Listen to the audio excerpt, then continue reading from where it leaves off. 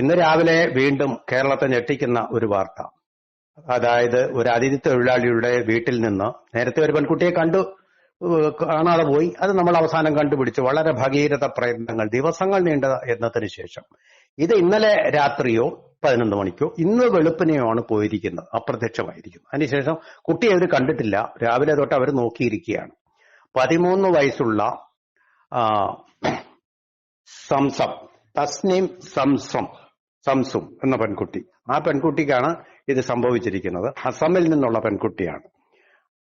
വല്ലാത്ത ഒരു വേദനയാണ്. കേരളത്തിലെ എല്ലാ അമ്മമാരും പങ്കിടുന്ന ഒരു വേദനയാണ് ഇത്. ഈ കുട്ടിയുടെ തിരോധാനം എന്ന് പറഞ്ഞാൽ നമുക്കറിയാം, ഈ പ്രായത്തിലുള്ള പെൺകുട്ടികൾ, ഒരു 8ാം ക്ലാസ് മാക്സിമം പഠിക്കുന്ന ഒരു പെൺകുട്ടി, ആ പ്രായത്തിലുള്ള പെൺകുട്ടികൾ എന്തെല്ലാം ആഡംബരങ്ങളോടെയും സുഖങ്ങളോടെയും ചൈനീസ് ഫുഡും അങ്ങനെയുള്ള സ്റ്റൈലുകളിൽ കഴിയുമ്പോൾ ഇവരേതെങ്കിലും ഒരു ചെറിയ മുറിയിൽ അച്ഛനും അമ്മയും എല്ലാവരും അടങ്ങുന്ന കുടുംബം ജീവിക്കാൻ വേണ്ടി അസമിൽ നിന്ന് വന്നിരിക്കുക. ഒരാളുടെ പണം കൊണ്ട് എല്ലാവരും ജീവിക്കണം, ഈ കുട്ടിയെ വളർത്തണം, പോറ്റണം, എല്ലാ കാര്യങ്ങളും കേരളത്തിന്റെ ചിലവേറിയ ജീവിതത്തിന്റെ ഭാഗമാകണം. എന്നിട്ടും അവർ കേരളത്തിലേക്ക് വരുന്നതിന്റെ കാര്യം എന്താ? മറ്റു സംസ്ഥാനങ്ങളെക്കാൾ ഭേദമാണ് കേരളം എന്നുള്ള വിചാരത്തോടു കൂടിയാ. പക്ഷെ ഇവിടെ വരുമ്പോ അവര് കാണാതെ പോവുക. ഇതിനിപ്പോ കാരണം പുറത്തുള്ള ആരുമല്ല, ഈ കുട്ടിയുടെ വേദന കൊണ്ട് അവള് വീട് വിട്ടിറങ്ങിപ്പോയതാ. വേദനയ്ക്ക് കാരണം എന്താ? അതിന്റെ അമ്മ വഴക്ക് പറഞ്ഞു, അടിച്ചു. അത് താങ്ങാനുള്ള കരുത്തില്ല. അതിനുള്ള എന്തെങ്കിലും കൗൺസിലിങ്ങോ അങ്ങനെയുള്ള വിദ്യാഭ്യാസമോ അല്ലെങ്കിൽ പാർ ഗ്രൂപ്പുമായിട്ടുള്ള സമ്പർക്കമോ എന്തെങ്കിലും ഉണ്ടോ? അവരുടെ ഒരു EQ എന്ന് പറയും, എമോഷണൽ ക്വോഷ്യന്റ് എന്ന് പറയുന്നത് വളരെ മോശം നിലവാരത്തിലായിരിക്കും. ഒരു അന്യ സംസ്ഥാനത്ത് വരിക, സ്വന്തം ഭാഷ സംസാരിക്കുന്ന ഒരു പിയർ ഗ്രൂപ്പ് എന്ന് പറയുന്ന അവർക്ക് സംവദിക്കാൻ ഉണ്ടാവില്ല. ഒറ്റപ്പെട്ട തടങ്കലിൽ കഴിയുന്ന പോലെ അച്ഛനോടും അമ്മയോടും ഒപ്പം കഴിയുക. അതിനിടയ്ക്ക് ഇത് താങ്ങാനാവാത്ത, കൂട്ടുകാരുമായിട്ട് പങ്കിടാൻ ആരെങ്കിലും ഉണ്ടോ? ഭാഷ അറിയാമോ? മലയാളം അറിയില്ല, തമിഴ് അറിയില്ല, ഹിന്ദി അറിയില്ല, ആകെ അറിയാവുന്ന അസമീസ്. അതിവിടെ ആർക്കെങ്കിലും അറിയാമോ? അങ്ങനെ വേദന തിന്ന് ജീവിക്കുന്ന എത്രയെത്ര ജീവിതങ്ങളുണ്ട് കേരളത്തിനകത്ത്. നമ്മളിപ്പോ അന്യദേശ തൊഴിലാളികൾ കൂടുതലായിട്ട് കയറി വരുമ്പോൾ കാണുന്നു. അപ്പൊ ഇതിനേക്കാൾ എത്ര മോശം അവസ്ഥയിലായിരിക്കും ഇന്ത്യയിലെ പുത്രിമാർ, ഇന്ത്യയുടെ ഈ പുത്രിമാർ. ഇന്ത്യയുടെ പുത്രിയാണിത്, അസമിന്റെ പുത്രിയാണ്, കിഴക്കിന്റെ പുത്രി, അല്ലെങ്കിൽ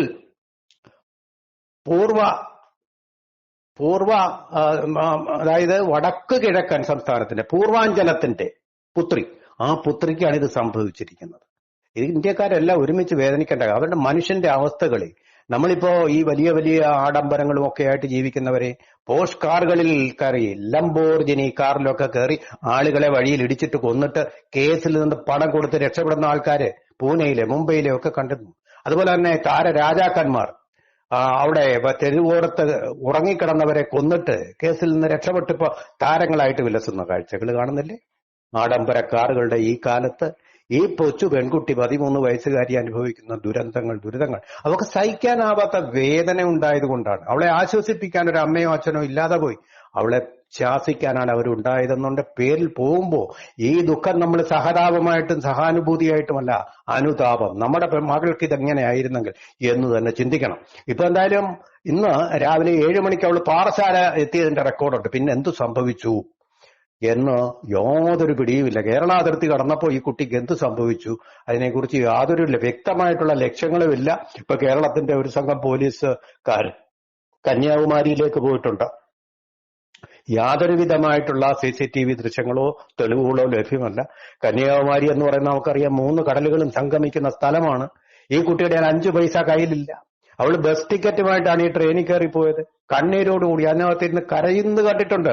എന്നിട്ട് ഈ മനുഷ്യന്റെ മനുഷ്യത്വം എന്ന് പറയുന്നത് എന്താ? ഈ കരയുന്ന കുട്ടിയോട് അവർക്ക് സംസാരിച്ചാൽ മനസ്സിലാവില്ല.